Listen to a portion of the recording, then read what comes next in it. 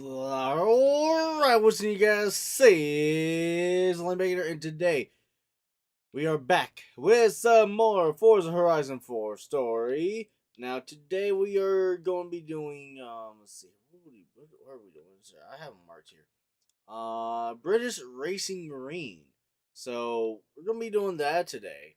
The last couple of streams we've been going through and doing a lot of these missions. Or like story wise, or like, just have a little fun, have a great time. Some of them could be a little difficult, but I try to go after between 2 and 3 stars. And last week, I do say, was a successful stream for sure. Now, I don't know how today is going to turn out, but I think I have a good feeling about it. Even though that we have started it once, but not like fully, like went all the way through, I feel like we will have a good positive reaction like we did last week. Last week was, like I said, just straight amazing. But anyways, I should probably just go get me a drink here in a second. I am actually about out of drink. We are going to get ready to start this here in a second. Ooh, there's actually one I could do too. I'll do that next week now. Driving right past it right now. Anyways, I hope you guys are ready. We're going to get in here and hopefully we get some of these missions done. Other than that, I hope you guys are ready. And let's go ahead and get started. Let me just put it in just regular drive. There we go. And you can see I'm actually crashing into everything. There we go.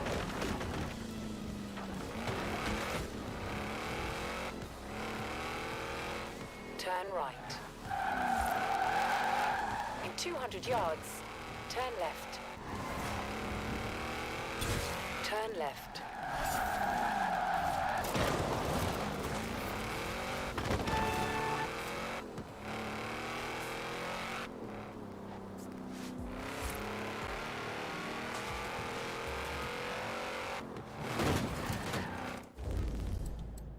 Ooh.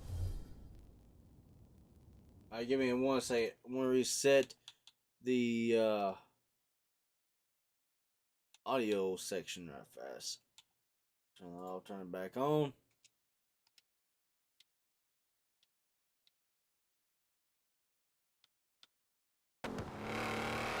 Oh, so much better.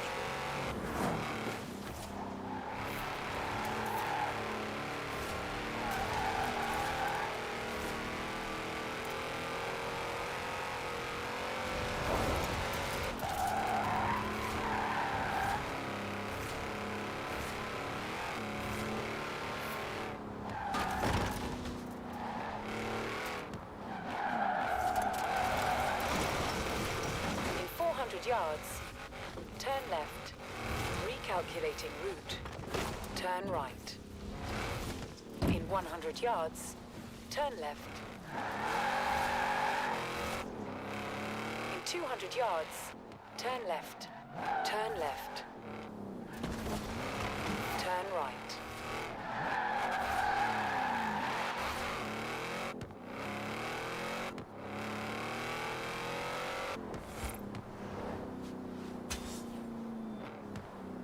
You have arrived at your destination. Alright, here we are. British Racing Green. Let's go ahead and get started. Let's go ahead and do the next chapter. Hope you're enjoying yourself. I know I am. It's great to be able to just focus on telling the story while someone else handles the driving for once. Let's get to the next one. This time, it's Lotus. Oh, the classic Lotus, too.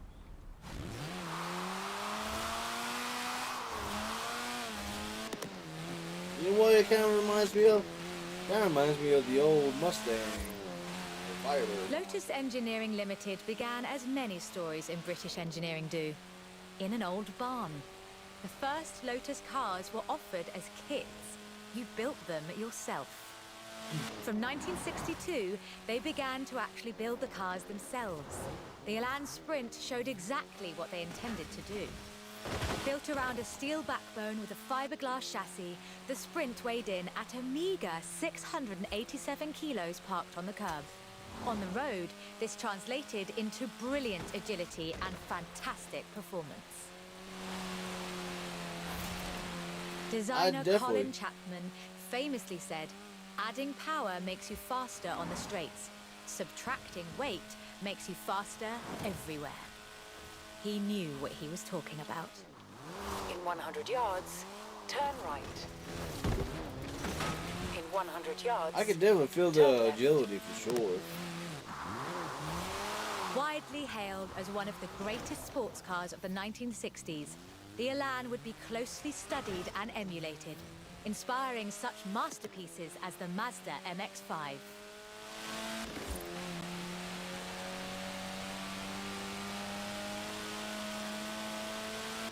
The Elan has all the energy, style, and enthusiasm you would expect. Bold, quick, and fun. So much so that they put it in the name.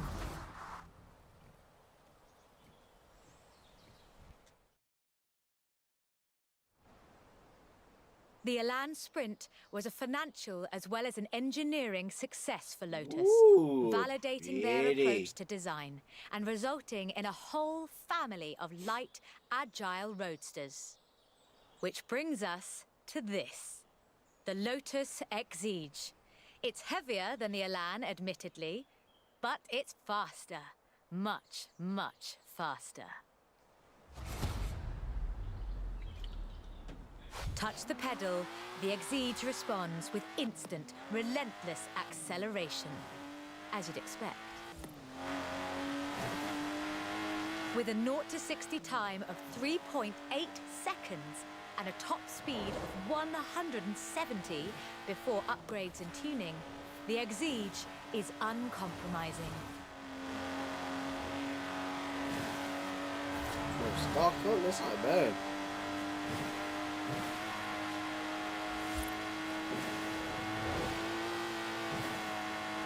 And there's no power steering, so you can really feel the road. A genuinely thrilling drive, and one that isn't afraid to demand you take it seriously. in 400 yards, turn left. Turn left.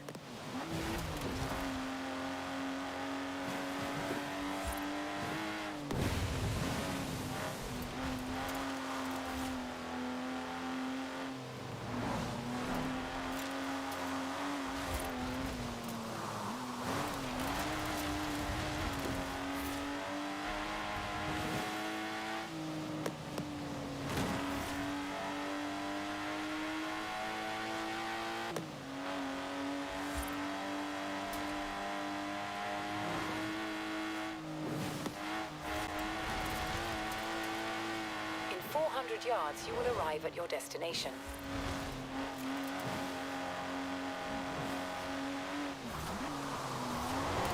And with rumoured launches of 2 new cars in 2020, Lotus looks set to push the benchmark of the experienced sports car well into the next century.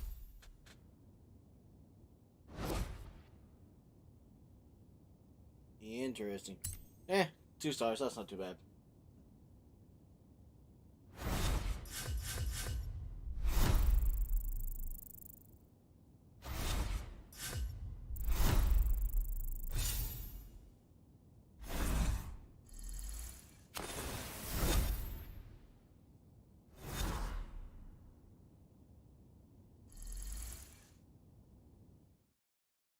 Close to being level 86.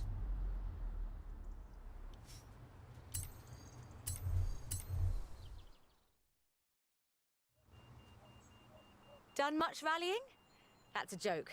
We've all seen what you've been up to. We're doing the next bit on location. You'll see why when you get there. Oh, so I was driving my Jeep.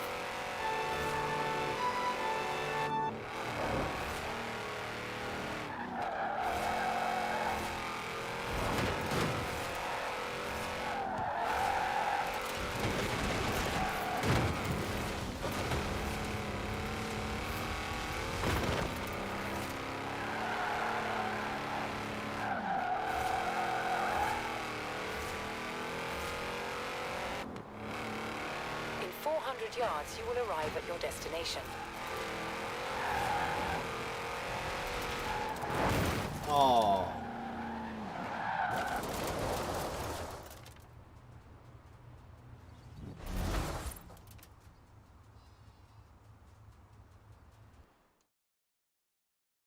I was doing pretty good. Ford, that most American of cars. But the Ford Escort, oh, that's British. And more than that, the Escort would become for many synonymous with Group B. In the 70s, Ford had embraced that destiny so firmly that they'd begun their own championships to find new drivers. Drivers for cars like the RS 1800. This was a car designed explicitly for rallying, with a powerful fuel-injected 1790cc Cosworth BDE engine.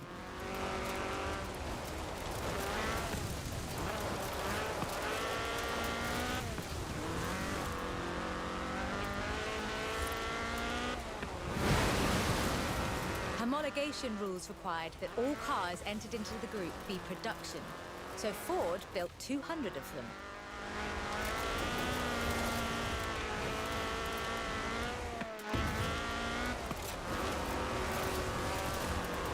The RS 1800 raced to victory after victory across the rallying world, on almost every continent and across every terrain type imaginable.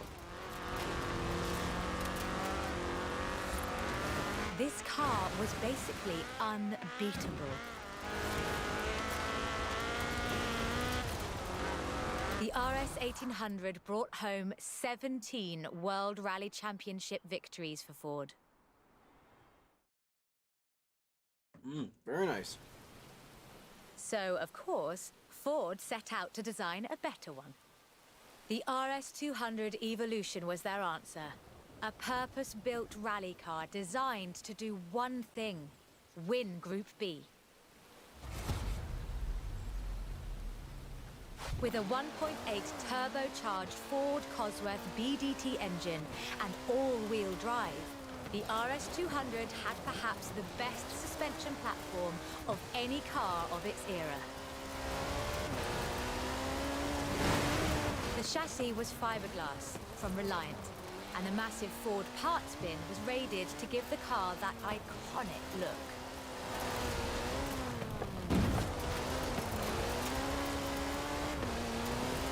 But while the car had potential, turbo lag at low RPM and a poor power-to-weight ratio meant that it never placed better than third. The end of Group B in the mid-80s meant the end of the RS 200 as a rallying car.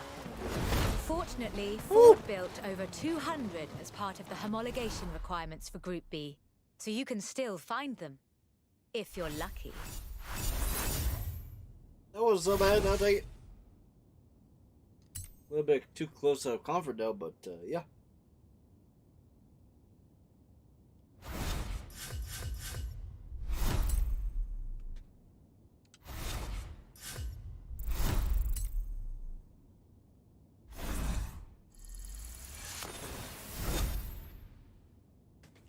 So 5 and little 86. Come on, big money, big money, big money, big money.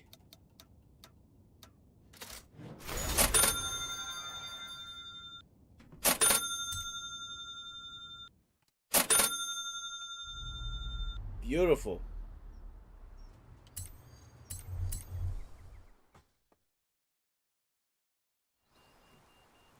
You know, I really like this car.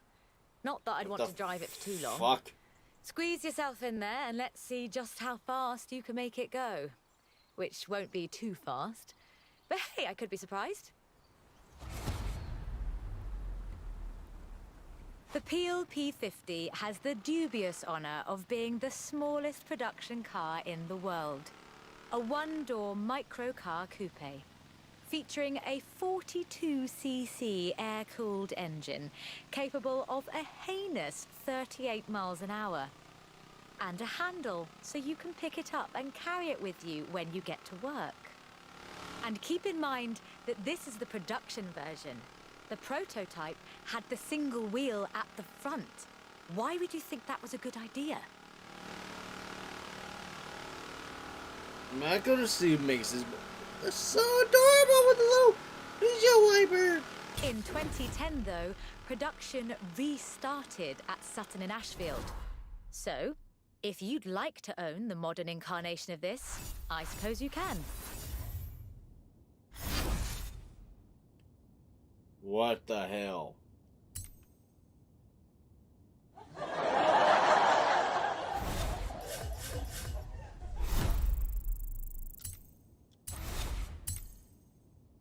Ooh, 50!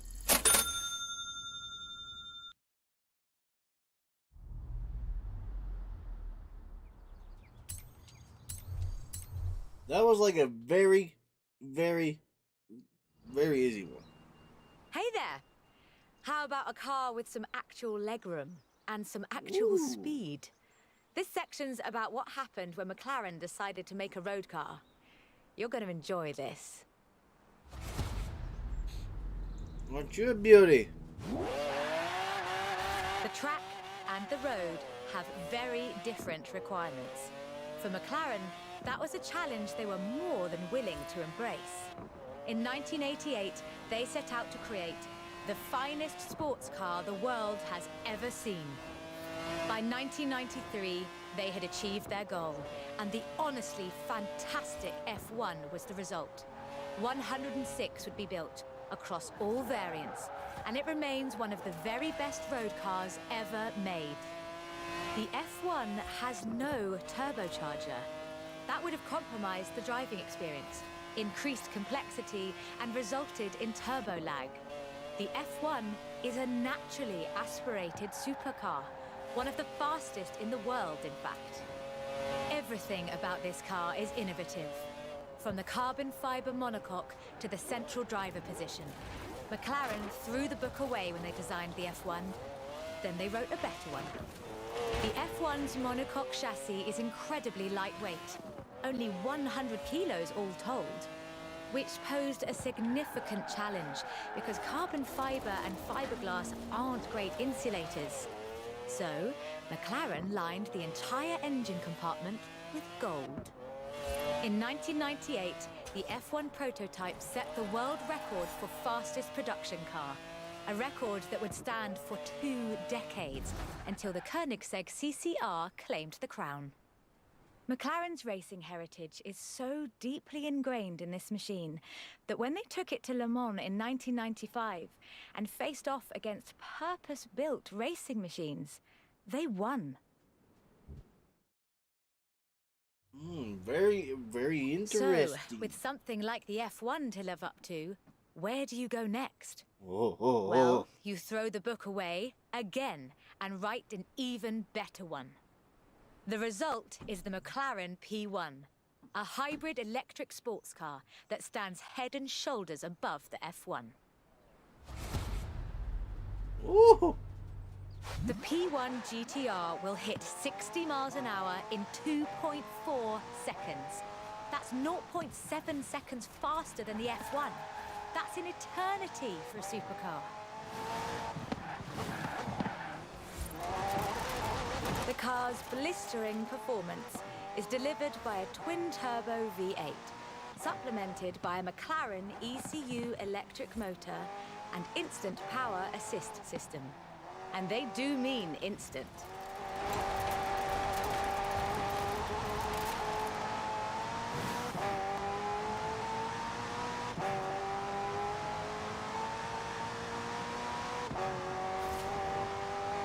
Remember those problems with turbo lag? McLaren solved that with the hybrid drive. While the turbos build pressure, the electric motor drives the wheels. No turbo lag, just torque. And because it's a hybrid, it has an all-electric range. Running on batteries alone, that's 6.2 miles. A bit more if you're going downhill. I mean, anything going downhill is always the best.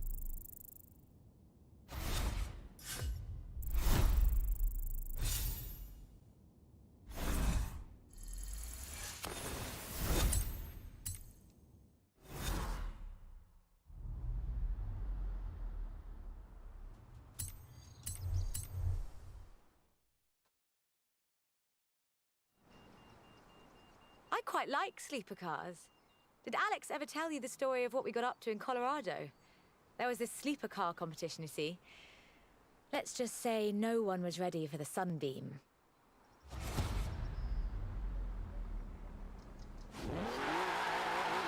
Lotus never quite let go of the upgrade game. So in addition to building their own supercars, they upgraded cars from other marques too. The Lotus Carlton was one such aftermarket upgrade. Lotus took a respectable four-door Vauxhall saloon and turned it into a supercar. From the outside, there are a few signs that this is something special. Wider wheel arches, that sort of thing. But under the bonnet, that's where the magic starts.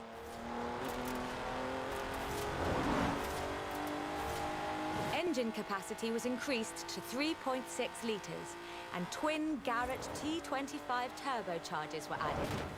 The engine block was reinforced, and new crankshafts were forged by Opel and machined in Germany.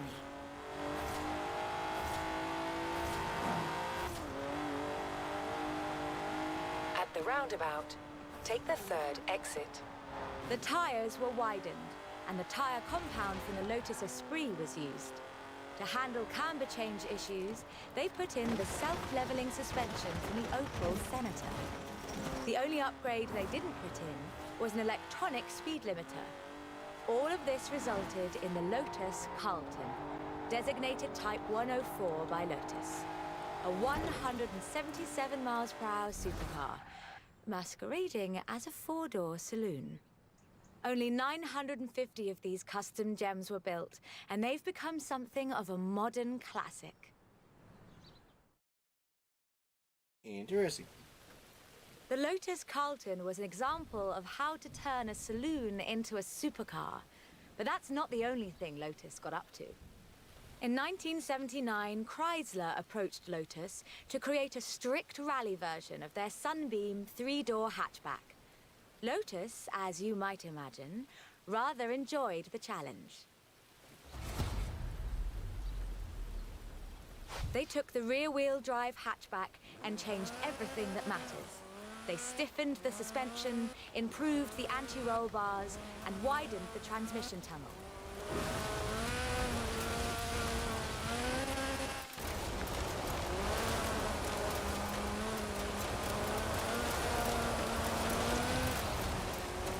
Performance was increased by fitting a 2.2-litre version of the Lotus 911 slant four-cylinder engine, resulting in an impressive 250 brake horsepower, up from a meager 105 on the original.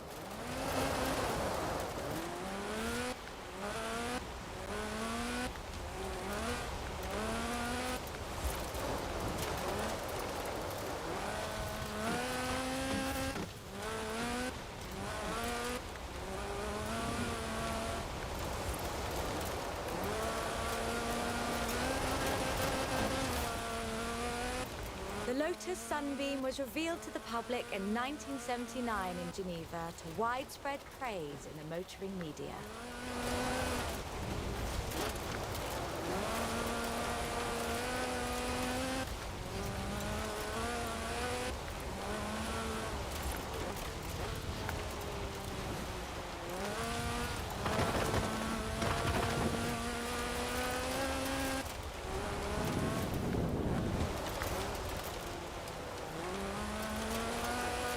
More importantly, the Lotus Sunbeam saw racing success too. In 1980, Henri Toivonen won the 29th Lombard RAC Rally in his Sunbeam.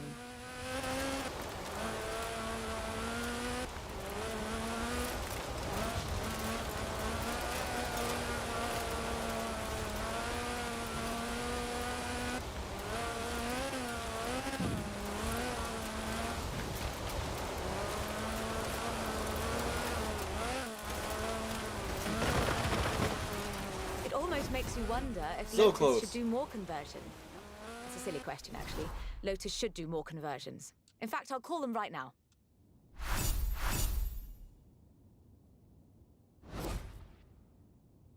You know what? Screw it. We're going to retry that. That was like 2 seconds behind or so.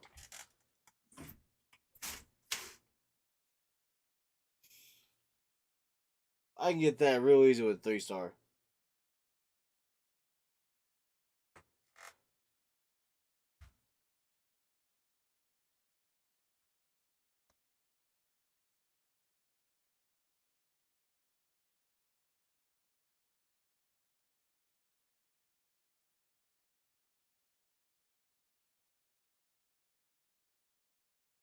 If it ever comes back up.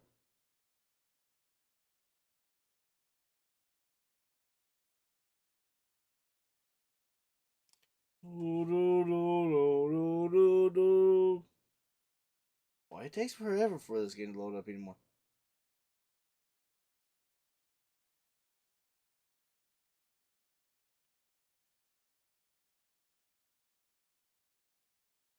Come on, that's in.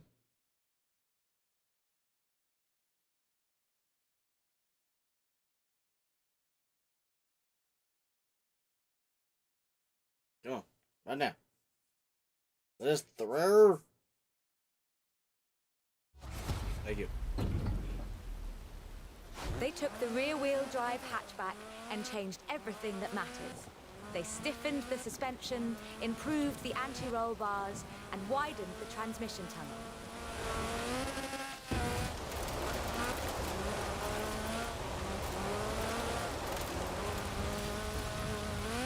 Performance was increased by fitting a 2.2-litre version of the Lotus 911 slant 4-cylinder engine, resulting in an impressive 250 brake horsepower, up from a meager 105 on the original.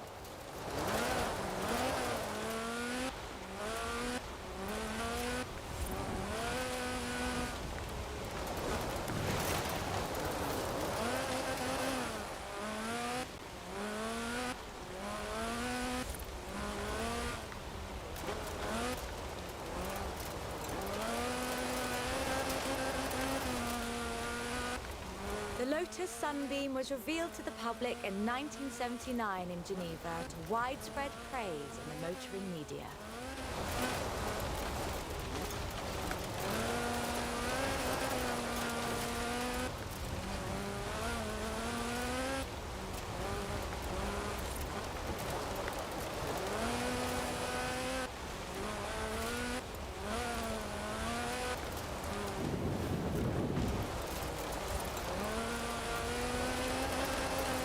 More importantly, the Lotus Sunbeam saw racing success too. In 1980, Henri Toivonen won the 29th Lombard RAC Rally in his Sunbeam.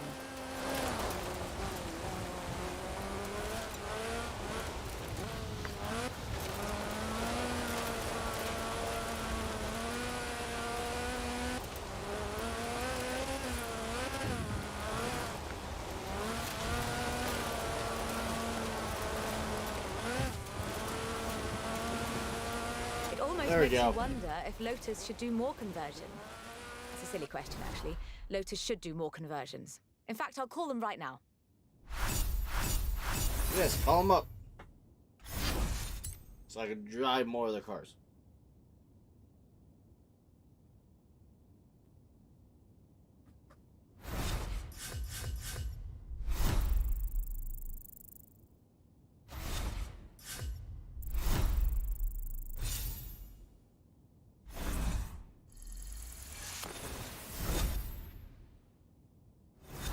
Level 88. Come on, big money, big money, big money. Come on, come on. Okay. A Polaris, a 2015 Polaris. You know what? Don't ask me why I hit that.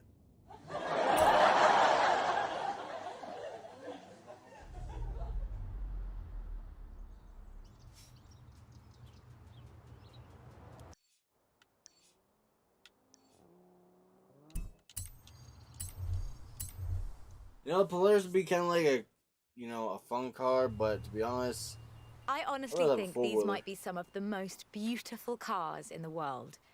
And the story of how it came about is, well, really British. Get in the car and let's get this segment.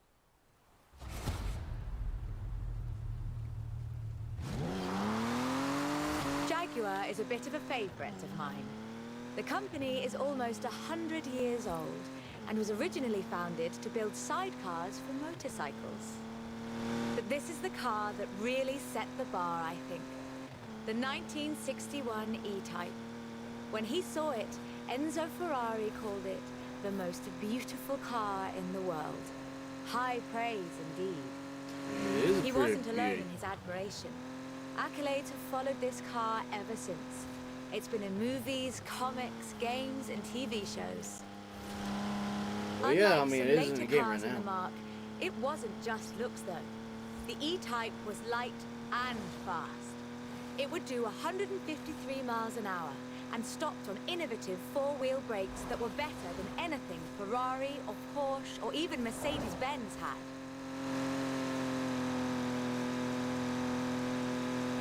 It was solid too, with a design based on the D-Type that won the 24 Hours of Le Mans 3 years in a row.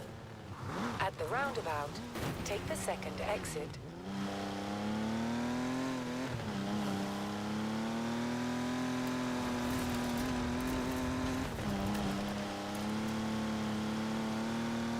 Anyone who owns an E-Type will tell you that the key to their reliability is to drive them regularly, as if you'd need the excuse.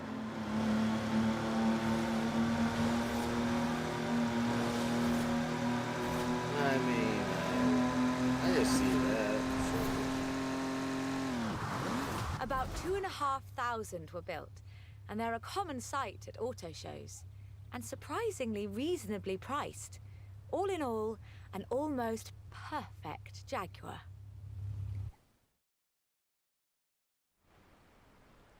The E-Type was the successor to the Le Mans winning D-Type. But what would that look like if Jaguar designed it today? In 2013, Jaguar answered that question with the F-Type Project 7, a spiritual successor to the E-Type, and designed from the ground up to be the purest, most enjoyable Jaguar yet. The car's heritage is proudly displayed in the gorgeous D-Type curves and the distinctive aero hunch behind the driving position. But like the E-Type, it's not just a pretty face.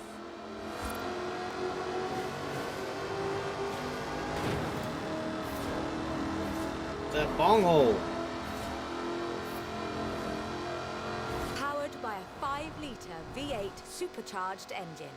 With a fully aluminium body, it's blisteringly fast, with a 0 to 60 speed of 3.8 seconds and a top speed of 186 miles an hour. A car as beautiful as this must surely have been a carefully authored design. Actually, it started as a sketch by designer César Pierre, thrown together one Friday in his free time. Jaguar's design director, Ian Callum, saw the sketch in a thumbnail on César's computer during a meeting and asked him what it was. The rest is history.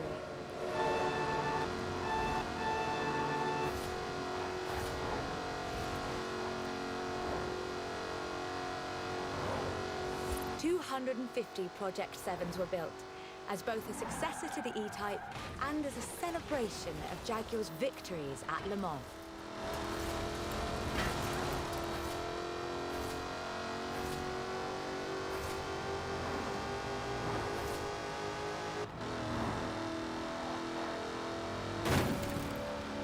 I think I speak for all of us when I say, thank heavens for César's Friday afternoon doodle. But it's Monday.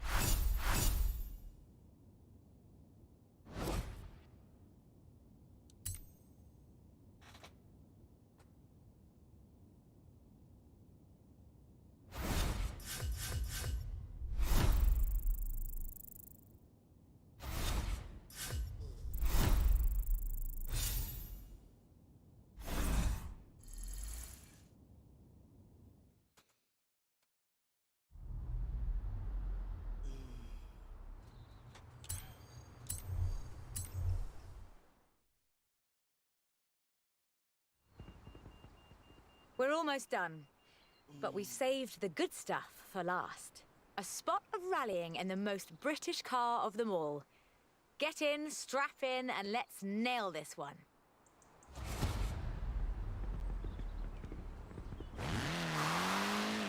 There is one car built in Great Britain that is quite Good fairly heavens. considered one of the most influential cars of the century. It's a surprisingly spacious little city car with a side-mounted engine. It's an icon of popular culture. It's been built on every continent where there's a car factory. It's the Mini. It's the Mini S Cooper. was built to be a performance machine with deeper engines, twin carburetors, and front disc brakes. This scrappy little machine would go on to achieve more than 30 racing victories in the 1960s and 1970s. A Mini Cooper S flying number 37 placed first at the 1964 Monte Carlo Rally. Driven by Paddy Hopkirk and Henry Liddon, this was the last time an all-British crew would win the event. But not the last time a Mini would. At Monte Carlo in 1966, Minis took the first, second, and third positions. They were all disqualified because they had dimming headlamps, not because they were winning everything in sight. In 1999, the Car of the Century Award was presented to the most influential car of the 20th century. The Mini came second. It was beaten by the Model T Ford. That's fair, I suppose. 5.3 million Minis would be sold, making it the most popular British car.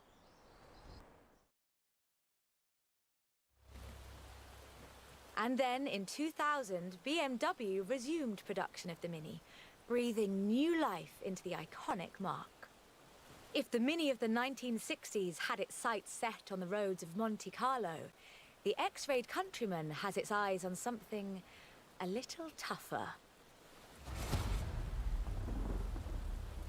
Oh, wow. The deserts and rough terrain of the Dakar, for starters. A wit once said that the only thing Mini in this monster was the pedal. That's rather missing the point, I think. The X-Rayed Countryman is much, much bigger than the Mini Cooper. It has to be. A stage of the Dakar demands literally tons of gear. You could call it a I'll restart that one. tank. Flip into a Does rather cold. sound like one. The deserts and rough terrain of the Dakar, for starters. A wit once said that the only thing Mini in this monster was the pedal. That's rather missing the point, I think. The X-Rayed Countryman is much, much bigger than the Mini Cooper. It has to be. A stage of the Dakar Really? Why are we getting caught on everything? demands literally tons of gear. You could call it a tank. It does rather sound like one. The deserts and rough terrain of the Dakar, for starters. A wit once said that the only thing Mini in this monster was the pedal. That's rather missing the point, I think. The X-Rayed Countryman is much, much bigger than the Mini Cooper. It has to be. A stage of the Dakar demands literally tons of gear. You could call it a tank. It does rather sound like one.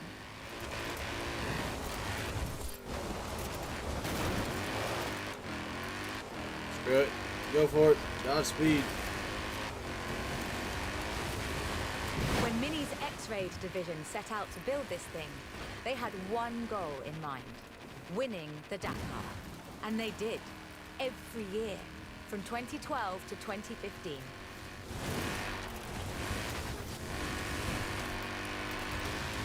In 400 yards, turn right. It's designed to be driven for 2 weeks over deserts and badlands, 5 kilometers above sea level. And it still handles like a hot hatch on a nice bit of dry airspace.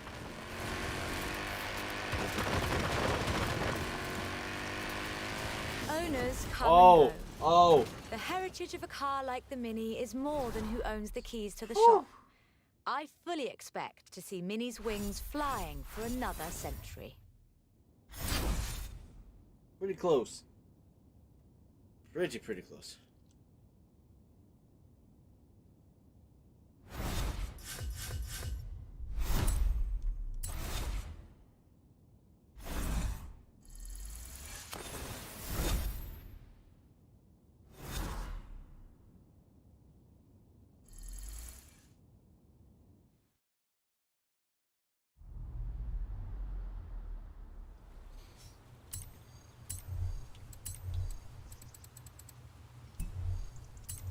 We're on the last one. This is quite the story. Bentley at Le Mans in the 1930s. Gentlemen racers, heroic driving, and a personal hero of mine. Take good care of the cars, though. Both of them are mine.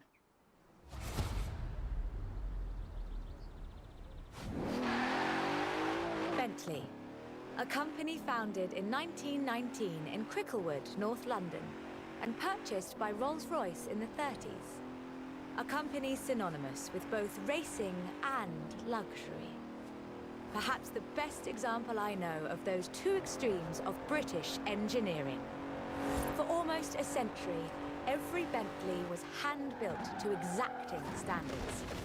So at the beginning of the 21st And there goes the car. when Bentley revealed their first mass-produced car, there were a great many questions. The car was the Continental GT, an elegant grand tourer that combined a racetrack pedigree with exquisite style and all the power you could need.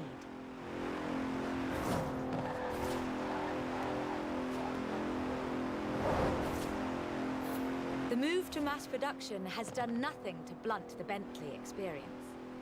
The 2017 Continental Supersport is responsive, fast, and beautifully designed.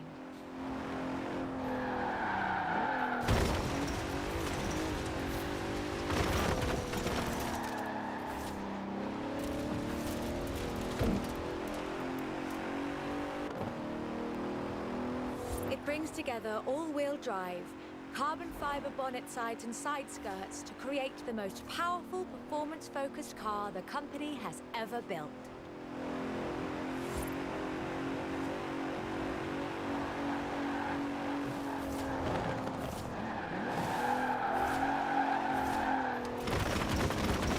But never forget, Bentley's pedigree is racing, and the Bentley Continental embraces that. In 2007, a largely standard Continental Speed GT broke Bugatti's record for the flying kilometre on the frozen Baltic Sea. And then in 2011, they broke their own record.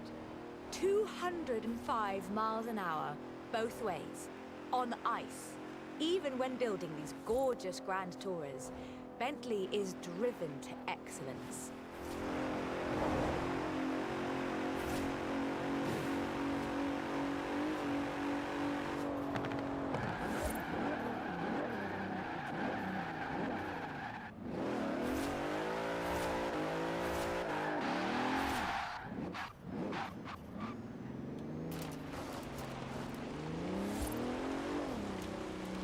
We're taking it nice and slow. Today, Bentley means modern, peerless luxury and elegance. But that's far from the full story. Ah, you don't say. A century ago, Bentley meant something else entirely. It meant Le Mans. In 1930, eccentric race team owner Dorothy Paget financed a rather special Bentley at the Le Mans. It was a 4.5-litre supercharged masterpiece, driven by Sir Henry Bentley Boy Birkin.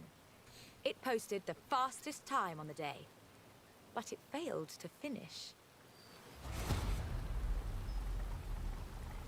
But what a race it was. Oh, I was hoping for Sir it. Henry's courageous driving forced Rudolf Caracciola's 7-litre Mercedes out of the race at the cost of his own victory. But in doing so, he handed the day to the Bentley Sixes, a gentleman racer indeed.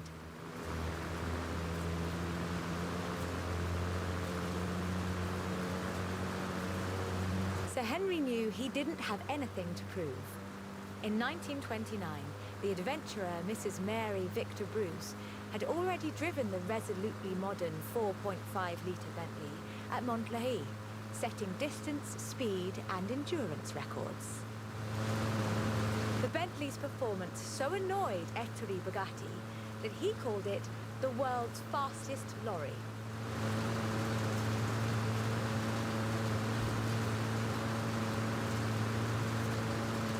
The blower had the last laugh. Oh, are you In serious? 2012, it was sold at auction for over £4 Wow. million, which is more than enough to buy a Veyron and a racing truck, if you're keeping score.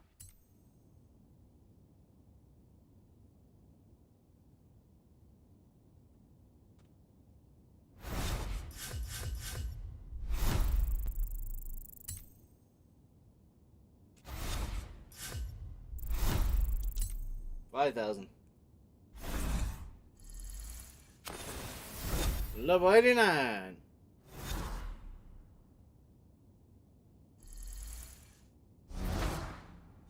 Spin! Come on, big money, big money, big money, big money, big money, big money. Woo-hoo-hoo. I mean, 5,000 less. I think I'll be okay with that.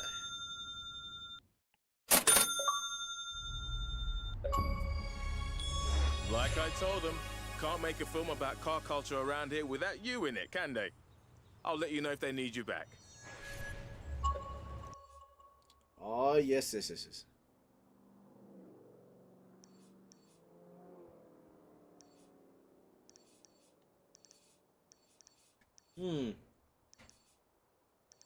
There's still so much to do, but with so little time left. So, for now, what we're going to do, we're going to go and start driving around, taking some of these roads that we have yet to discover. That is what we are going to do, y'all. Turn around when it is safe to do so.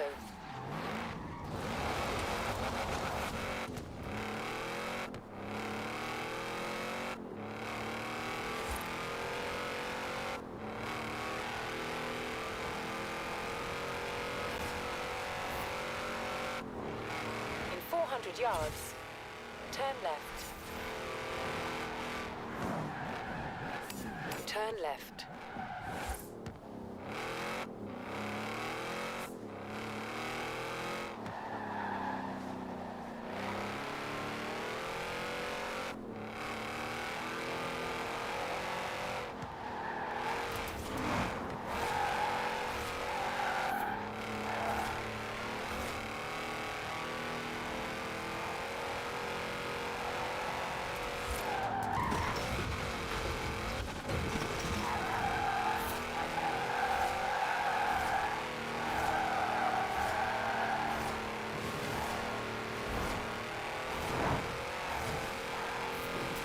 In 400 yards, turn right.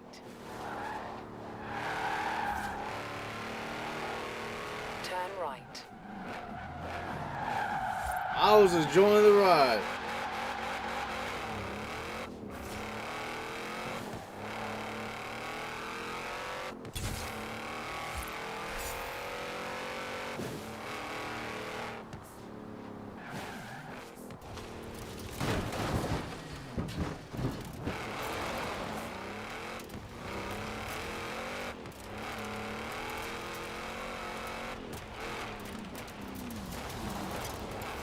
Alright. Let's You get have these arrived at your roads. destination.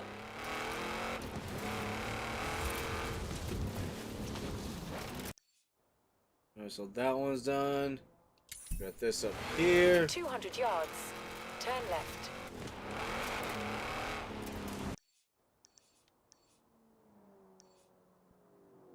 Yeah, we got down there. Turn left. Let's see here.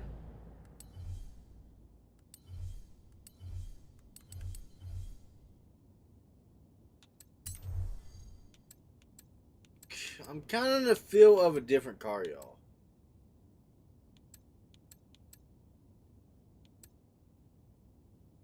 The RS200 of the Ford.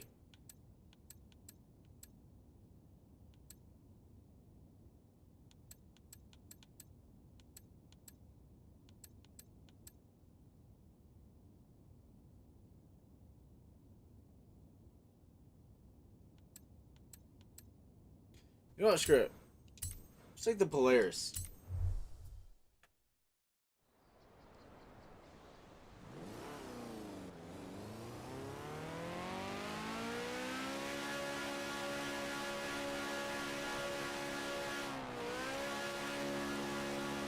In 400 yards, Turn sharp right.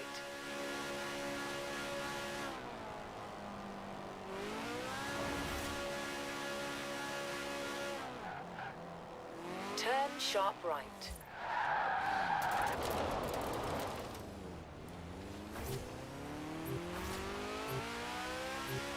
I'm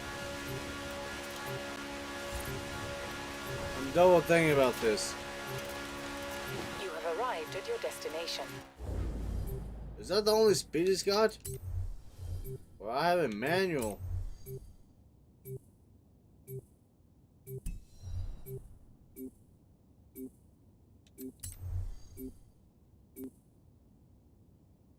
It's in automatic.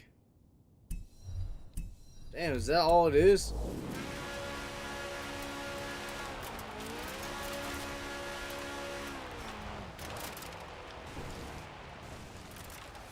Alright.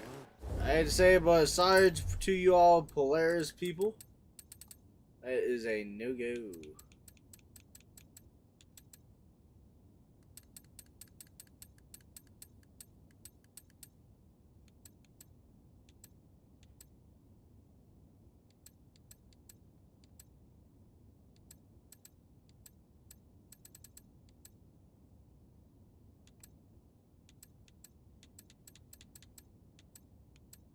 You know what? Let's get back in this car. It's such a beautiful car.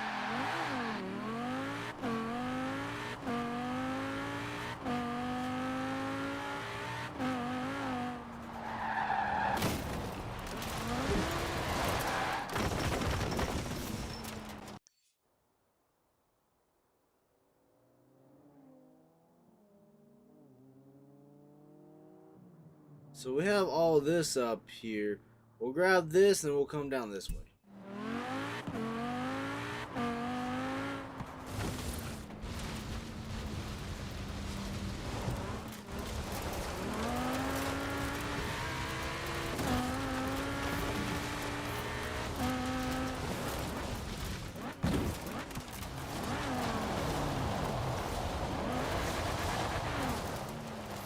I'm right here.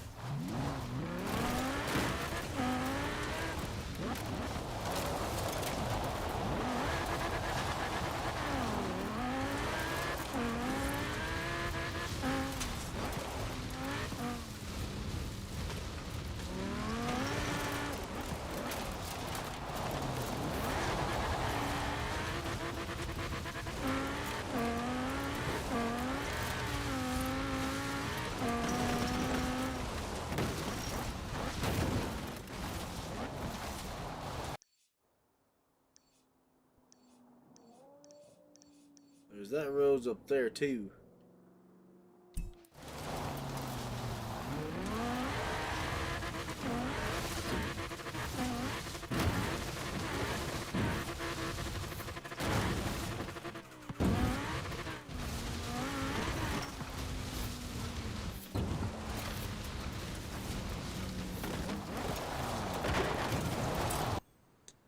So view it.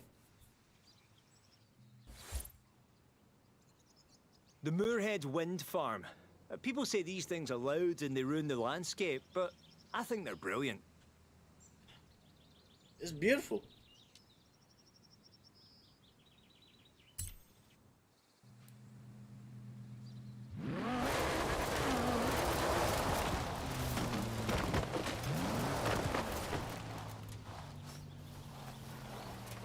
Oh. Gotta jump to get that.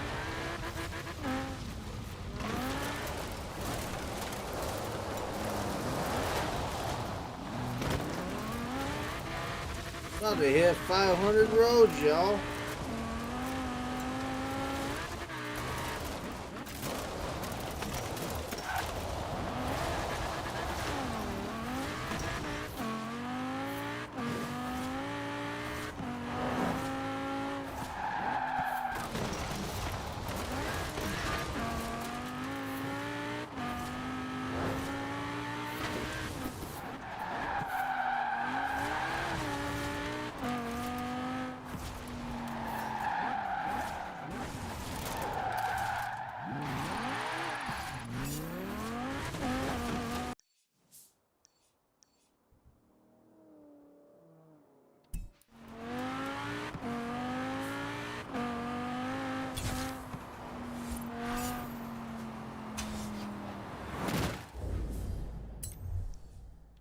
For some odd reason, it's showing like this right here has not been uncovered, but it has. Air whale.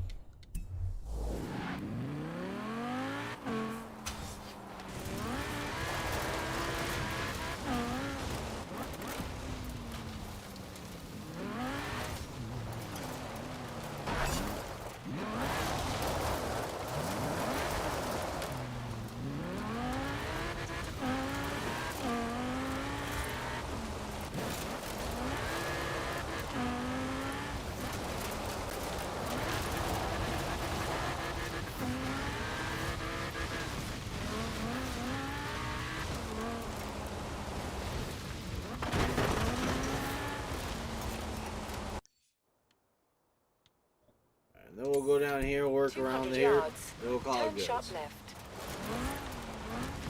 In 200 yards, turn left. Turn left. 400 yards, turn right. Turn right.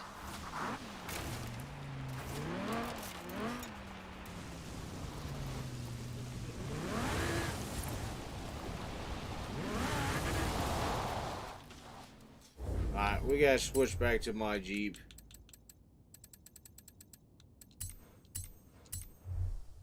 This is a Jeep section. Turn right.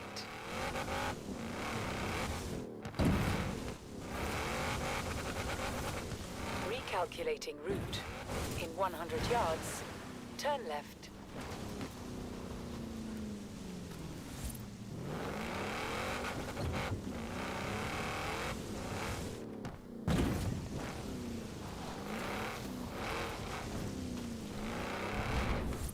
Oh, no good.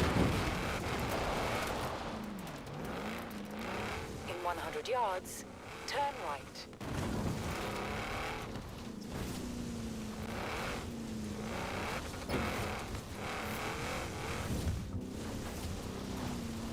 Turn around when it is safe to do so. In 100 yards, turn sharp right.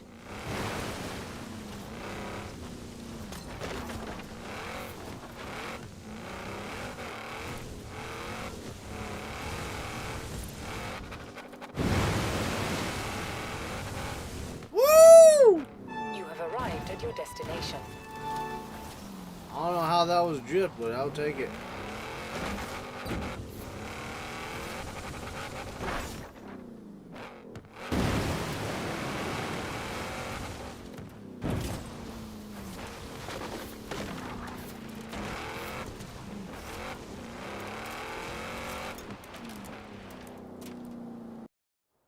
So, I want you to meet my mate Billy.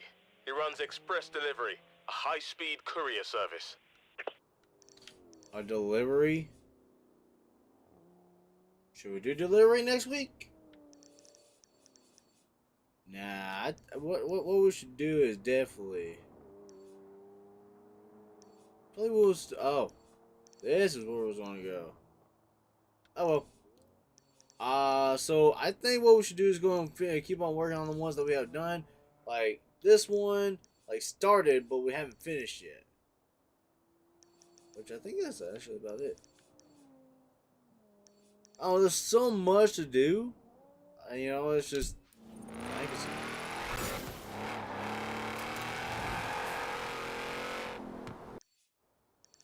Alright, anyways, it is time for us to head on down and take a look if there's anything nearby that I can actually take a little drive on the outskirts.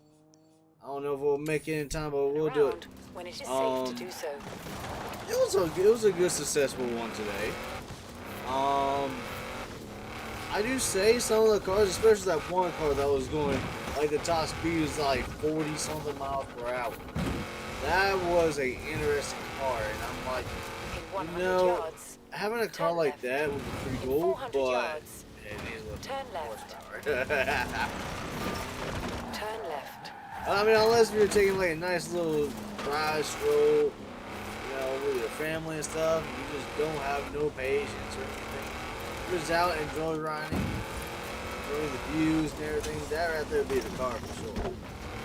But if you just want to have a nice car and everything, I would not go with it. In 400 yards, turn We right. drove some nice cars. We drove some old classy cars, some new cars, and everything. And I do say it's Turn right.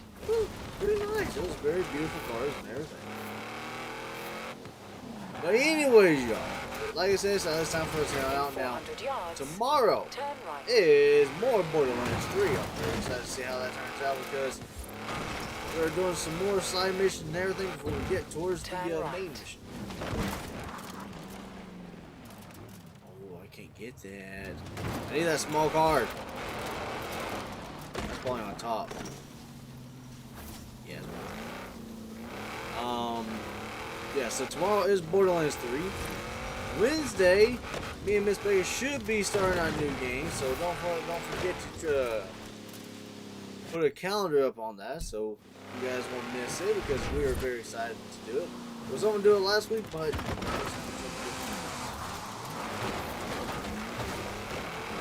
other than that, Thursday is When it is safe to Super do Mario so. 64. Now, last week it was a very rough one. Friday is South Park: The Fractured But Whole. Should might be the last 200 episode of yards. that game. Turn left. Saturday is Slide 2 Band of Thieves. We're still going after Contessa. She is on the loose. And of course, Cosmo Nila. We're after her as well. Sunday is High on Life. Hope you guys actually enjoyed that yesterday. I freaking laughed my ass off. It was great. Just seeing two guys just start cussing at each other, saying F you, F you, F you, F you. I was You just have falling arrived out at your laughing. destination. I'm like, that brings back so many memories of my best friend. It was too hilarious. And then next Monday we'll be back with some more beautiful Great Britain here in Forza Horizon 4. Alright y'all, well hope you all enjoyed. Thank you all so much for coming on by. Remember, you guys are always What a great audience. a great audience. Stay safe, stay positive. Remember, I am your best friend, Sizzling Bacon. I shall see you all in the next live stream / video. Hope you guys enjoy. Right?